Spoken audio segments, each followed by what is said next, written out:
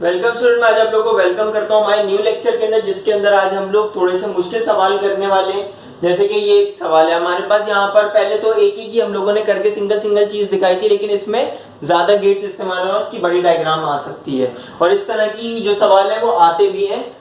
तो यहाँ पर हमारे पास क्या है, कितने वेरिएबल है, ए सी बी डी, यानी 4 वेरिएबल है।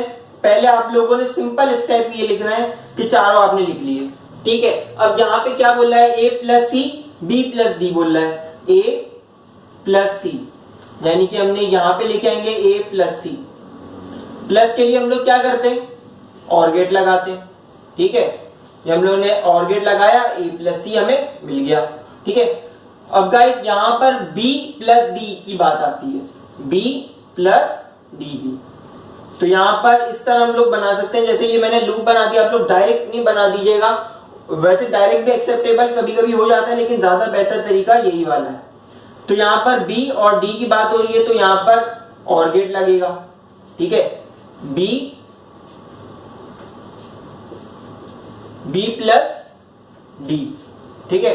अब हमारे पास बी प्लस डी आ गया, लेकिन यहाँ पे ये दोनों ब्रैकेट में हमने ये सारी चीजें सॉल्व कर दी, लेकिन आपस में ये जुड़े हुए नहीं है।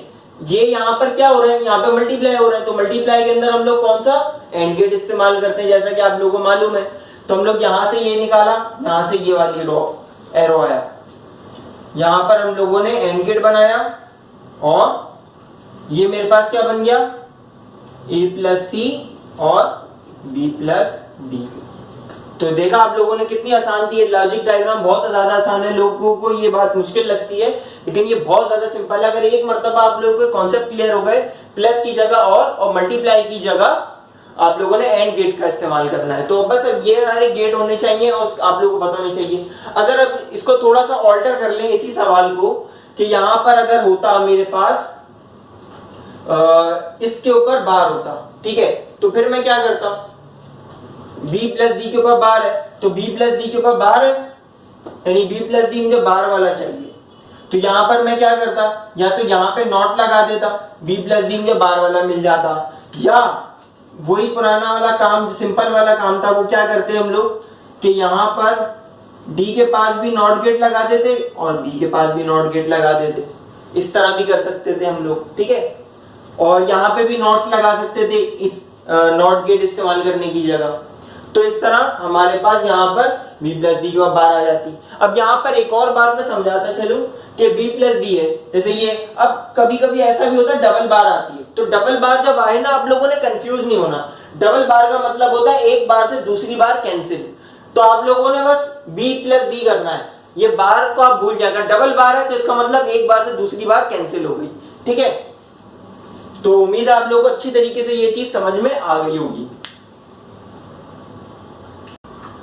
ठीक है। तो हम लोग यहाँ पे अब एक नेक्स्ट क्वेश्चन ले लेते हैं। नेक्स्ट क्वेश्चन क्या है, अब देखें यहाँ पर a प्लस सी, ए के ऊपर एक बार है और फिर इस पूरे के पूरे ब्रैकेट के ऊपर बार है। तो अब हमें क्या करना पड़ेगा, अब हमें क्या करना पड़ेगा, a के ऊपर जो बार थी वो a से a वाली बार कैंसिल हो गई, तो बार किसके ऊपर बची, अब c के ऊपर। या तो अब हम ये भी कर सकते हैं, जैसे a के ऊपर बार थी, ठीक है, अब मुझे क्या करना पड़ेगा कि a के ऊपर सेपरेटली बार है और ये पूरे ब्रैकेट के ऊपर बार है। तो मैं इसको सॉल्व करता हूं।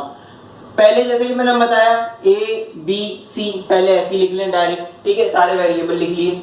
अब क्या कर सकते हैं, अब a प्लस सी का और गेट लगाकर a प्लस सी को करेंगे हम लोग इस तरह, a प्लस सी।